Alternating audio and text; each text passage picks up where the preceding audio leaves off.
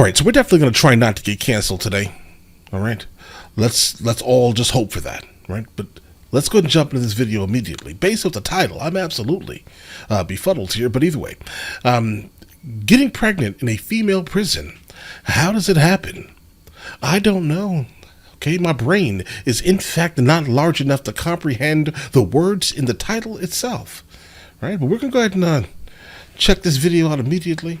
This is a suggestion via Discord coming from the channel Trees Walk.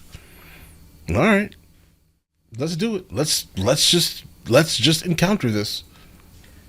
Spent 27 years in prison. I've been out 9 years. Let's talk about how the women get pregnant in prison. When you have women in prison that's been in prison decades and almost all their lives, they get a little bit vulnerable.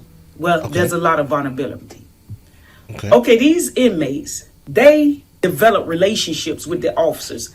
And officers, they work a lot of hours. I didn't even think of that. Okay, that's... okay. So we're not going to get canceled today, guys. Let's do it. Like, you have some officers that work double shifts all the time. There's 24 hours in a day. And there's an officer that working 2 shifts, and every shift consists of 8 hours a day. Now, if this officer worked double, that means this officer just worked 16 hours. When they get home, there's 8 hours left in those 24 hours. Only thing left to do is go to sleep, turn around and come back to work. So now you have officers spending more time at work than they are at home, spending more time in the prison around the inmates, developing relationships more so than they doing with their family at home. Isn't this illegal? I mean, you can't be sitting from like a holier than thou position, such as the correctional officers, right? While literally being above the criminals, calling them criminals while committing criminal acts. Hopefully that's not the case here.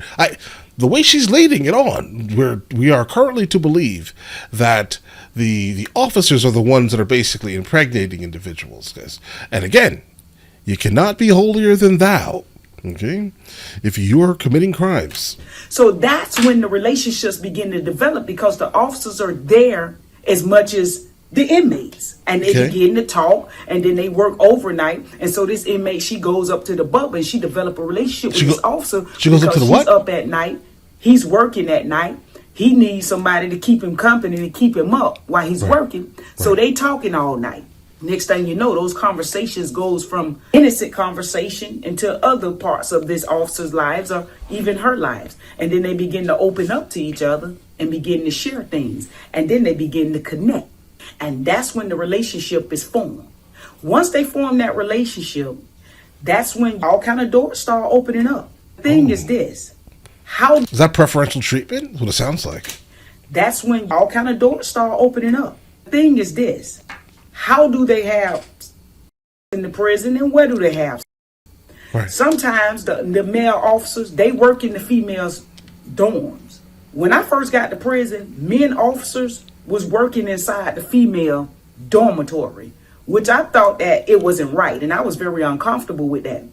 And at first they used to have a male and a female, but as the years went by, they only was just putting the males in there by themselves.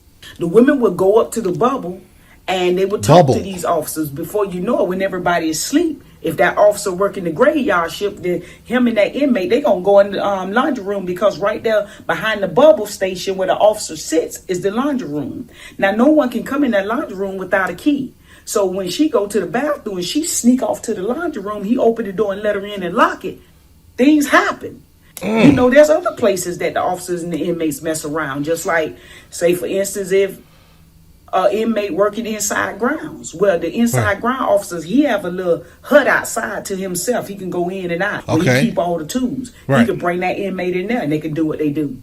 Or sometimes when they working inside grounds, you know, they could take them in these little cuts in these little different offices inside of the prison that the officers have keys to, but nobody's in that office or nobody's in that room. Or maybe it's a janitorial closet or where they keep the mop buckets or whatever. Maybe it's the school building. When the school is closed down, the officers still have access to the building.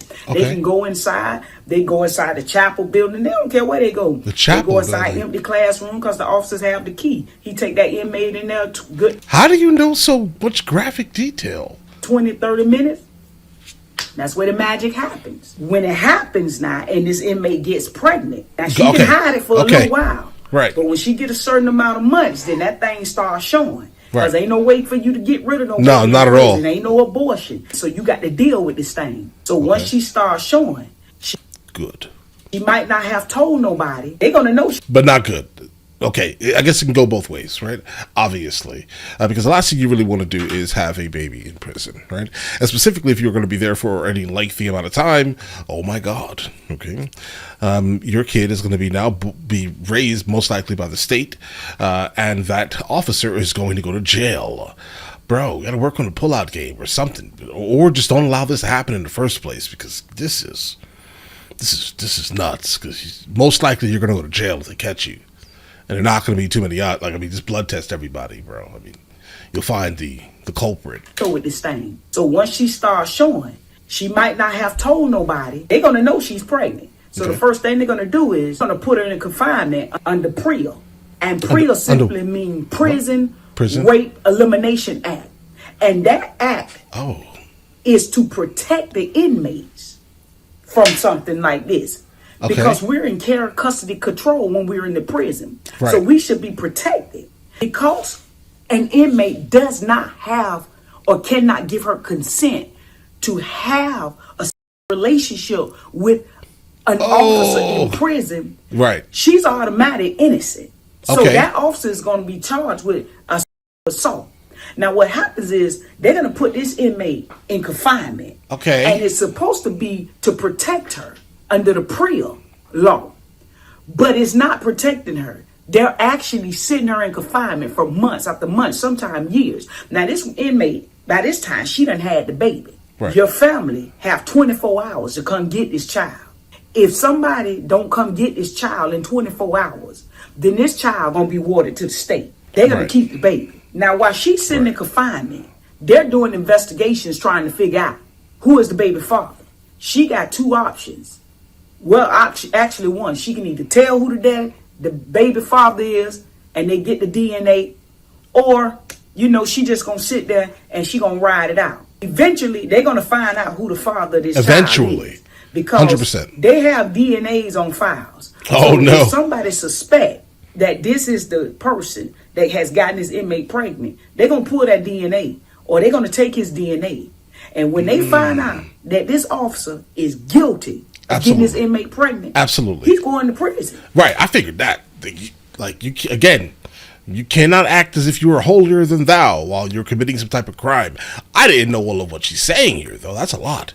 Yeah, bro, you're going to be an offender for life. Congratulations. Because you took advantage of the situation, right? I mean, obviously, based off the initial entry statement, at least, vulnerability is the reality. Specifically, someone doing a really long time, I can only imagine, right? I mean, you want some type of comfort and some type of company, right? And you'll take it any way you can get it. And unfortunately, you got pregnant, and now everything is going crazy. But all right, listen. For at least 7 years or more, because it then becomes assault. Right, I can inmate cannot give her consent to have relationships with this officer. I know that now. A lot of inmates have plotted and planned up under this PREA Act because they know that they can get millions of dollars from this thing. So some inmates, they'll go in and they'll manipulate the officer. I remember one time in Jefferson, when this girl, she had a hard life. She already kept saying that I'm gonna leave with me a lottery ticket. I'm gonna leave with me a lottery ticket. Well, one day she could said that she was gonna commit. Now, when you say you're going to commit, they'll lock you up in a room. They'll take all your clothes off you, and they'll sit an officer. They don't care who it is, male or female officer, in front of your door. But one day, they put a male officer there. She didn't care whether it was her type or not. All she was thinking about is ching ching. Right. She manipulated the officer to come in the room and mess with her, and he did it. The girl got pregnant. She told on the officer. She said the officer her. And bro, when they did the DNA, super conniving, had the baby and everything, guess what? That girl sued. Right, absolutely. And she got millions of dollars. And she didn't have but like 2 years to go into prison. So this girl done got out with millions of dollars now. Now listen, y'all. Was that my doorbell? I think that was her doorbell. So this girl done got out with millions of dollars now. Now listen, y'all. Once they find out who that officer is, oh, they gonna escort him off that compound. Right. The warden, the major, lieutenant, sergeants, everybody, they're gonna come. It's an embarrassing moment, man. I can imagine. They come and they escort that man off the compound like it's a funeral, y'all. I'm talking about they had a man, one over here, they have him by the arm, and they escort him right off the compound. That's when you know he's going down. Right. Ain't no turning back from that. But that's what happened when an inmate gets pregnant in prison. She goes to confinement, the officer loses his job. So at the end of the day, it's a win-win situation for the inmate. Even though she consented to it, there's no such thing of consenting to in prison with an officer. So the inmate, she gonna... That kind of happens like in like, outside also, at times at least. I mean, you can change your mind and all of a sudden things, are the opposite way they actually happened. But oh my God, hearing how she's depicting the story, guys, this is absolutely atrocious.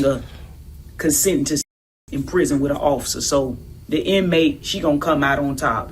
That's if she tell. Now some inmates, they don't even tell, man. They how just does that go? Or maybe they find out who the officer is, but still, you know what I'm saying. If they find out who the officer is, automatic, man, he gonna get charged whether she want to sue or not. Right. But it's up to her to sue. But if they find out that he's the father, he's still going to get charged because the prison is by care, custody, and control. And one thing that an officer has no business doing is laying up with the inmate, even though she wants it, even though she consent to it. She don't have rights to consent to any with a male officer. Okay. So she has no business doing it in the first place. He has no business doing it, and they hold the officers to a higher standard. They expect for the inmate to do whatever. She's doing what she's told to do. That's what the way they look at it. If you're an officer, you know what I'm saying? Be strong-minded. Spend time with your family.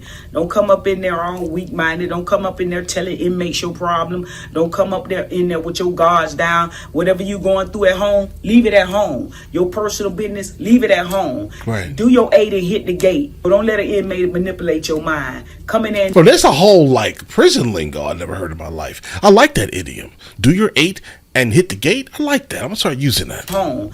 Do your 8 and hit the gate. But don't let an inmate manipulate your mind. Come in there and do your job. Keep your mind on your money and your money on your mind. And above all that, man, keep your family. Those are song lyrics. In mind. Go home to your family. Don't be one of those inmates go in the institution. You so weak you got to hit one of the inmates in there, man. It's all kind of diseases in there. Them girls don't ran through the ringer up in there. And 95% of them have HIV. Don't go up in there laying around with them females, man. Think about your freedom, because don't be the type of officer going there one day and the next day you don't even make it back home. You go straight to the jailhouse, getting fingerprinted, and become one of the inmates. Right. So I just want to encourage you guys, man. Okay. I know that it's hard. It's working in the prison. You trying to do pull doubles and you trying to provide for your family. Then you get caught up in some little situation with an inmate. There's beautiful girls in them, and there's also attracted officers in them. Okay. So at the end of the day, we're all human. We all have weaknesses, but you got to know what your weakness is and be on top of it. Noted. Be blessed now, you hear? And listen, I like the way you put this. I appreciate the brand new insight. I've never actually even thought about this here.